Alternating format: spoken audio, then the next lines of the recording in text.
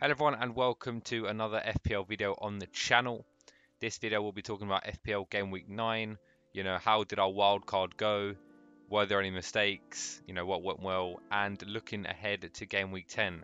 So let's get into it. So in net we have Danny Ward. We started him over Gaeta and it paid off. 8 points for Danny Ward.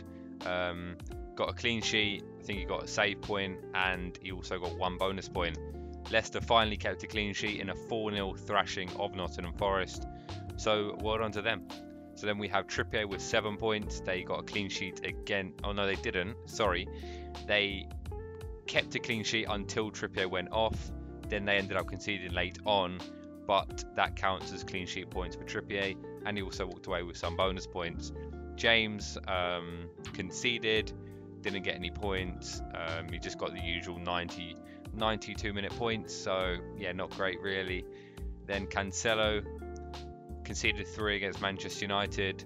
Yeah, but he's got a better fixture next week, so hopefully he gives a clean sheet in that. Then Zaha against Chelsea. They did score, but Zaha was not involved. It was Odsonne Edouard.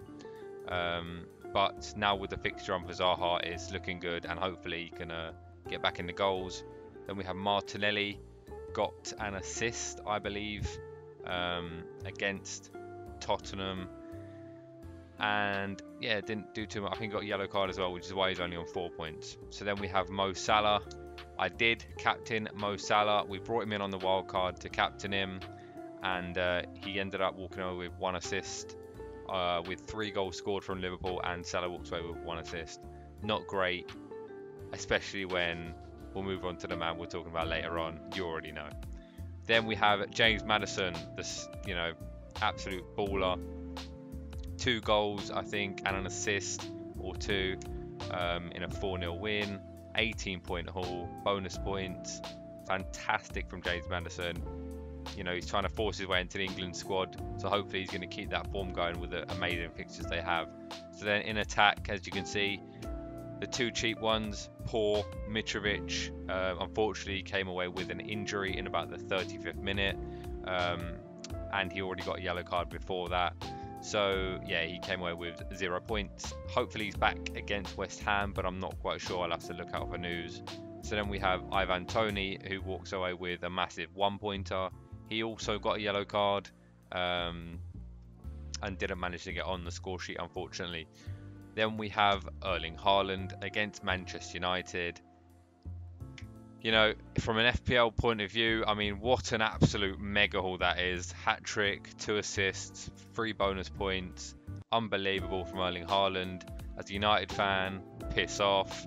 But yeah, City were way too good for us. And yeah, I mean, 23 points. I should have captained him, but that's hindsight.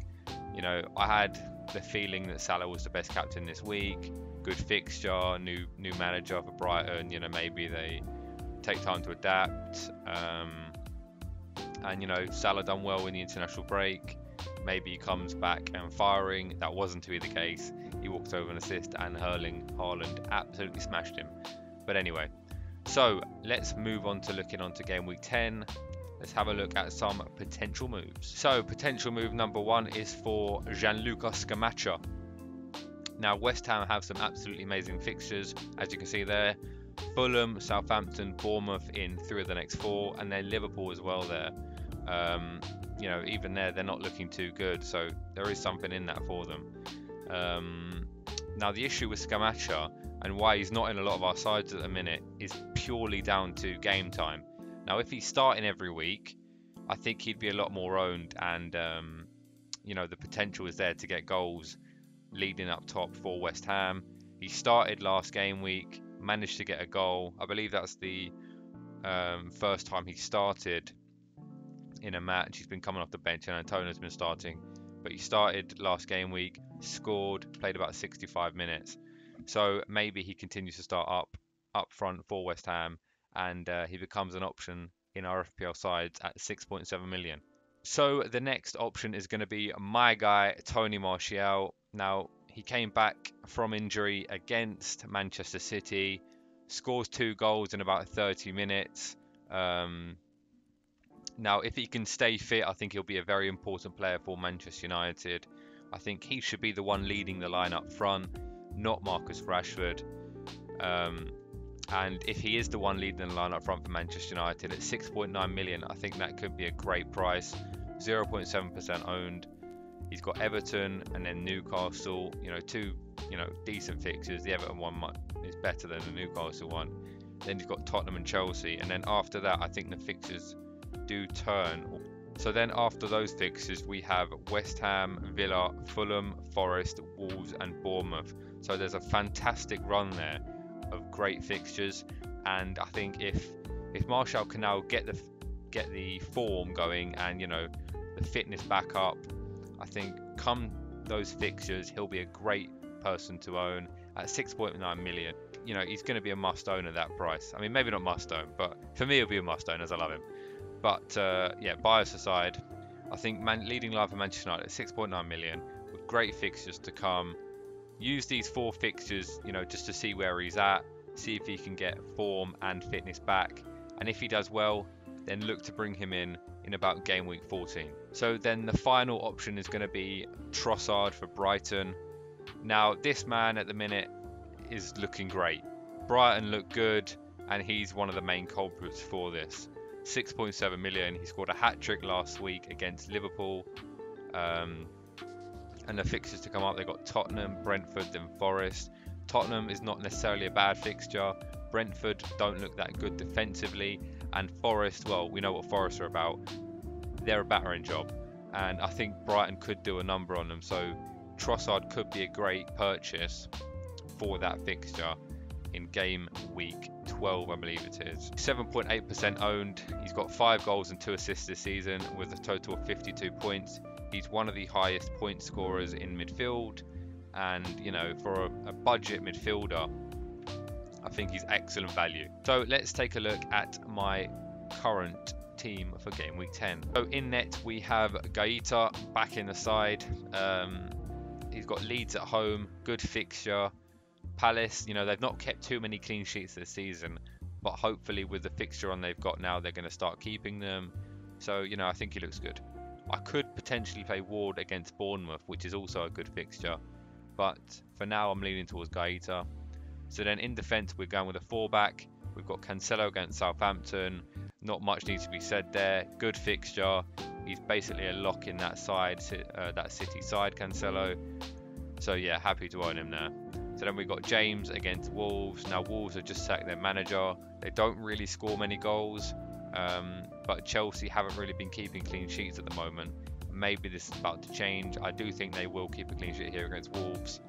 And hopefully James will get a nice points return. Then we have Trippier against Brentford. Great fixture at home as well. Newcastle are good at home, and Trippier is quite attacking. He's on set pieces and whatnot, so I do think there's a good chance he gets a good return here. So then we've got Diogo Dalot for Manchester United against Everton. Now Everton are not the best attacking side. I think United defensively are pretty good. Of course, they just shipped 6 goals against City, but Everton are nowhere near the side that City is. So I think there's a good chance for a potential clean sheet here.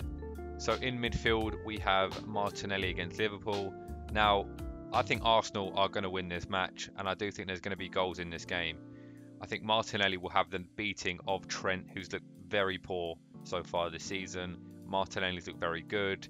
He's on good form, and I expect him to get some returns in this match. So then we have James Madison against Bournemouth. Good fixture. He's on good form. Leicester potentially now, want to keep the momentum going. They just won 4-0. They want to keep the run going and get back in the winning columns. So Bournemouth is a good chance that they're going to do that. I think there's going to be a couple goals in this game for Leicester, and hopefully Madison's involved. Then we have Mo Salah against Arsenal. Now, to be honest, I have no faith. This is a potential. I could transfer him out to De Bruyne, which is something that I'm considering doing. I think Southampton is a demolition job for Man City. Of course, they just scored 6 against United. I do think there's going to be goals in that game for Man City. So potentially Salah to De Bruyne could be on the cards, because I don't think Salah will get anything at Arsenal. He didn't get anything against Brighton. I don't really trust him at the minute, and yeah, I'm kind of regretting bringing him on in the wild card. But for now, Salah's in the side against Arsenal. So then we have Zaha against Leeds. Now Leeds are not the best defensively, and I think Zaha potentially could get a goal in this.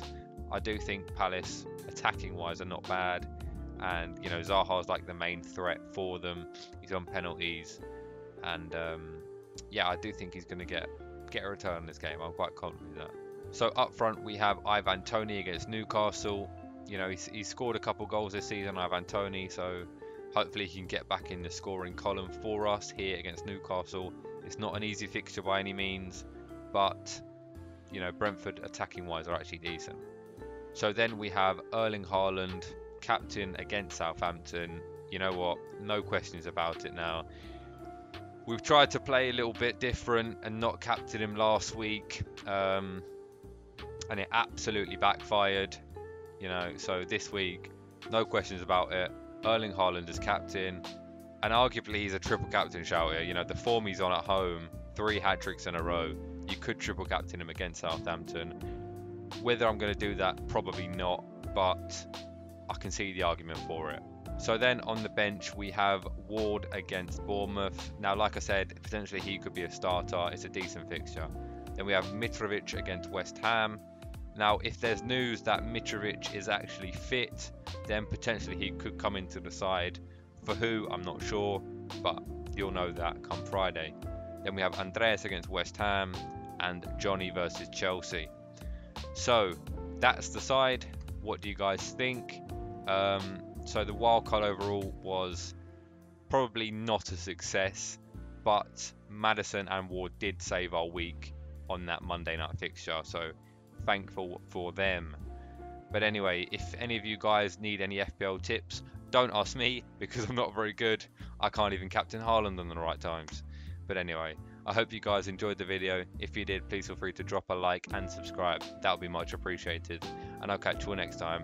Cheers, guys.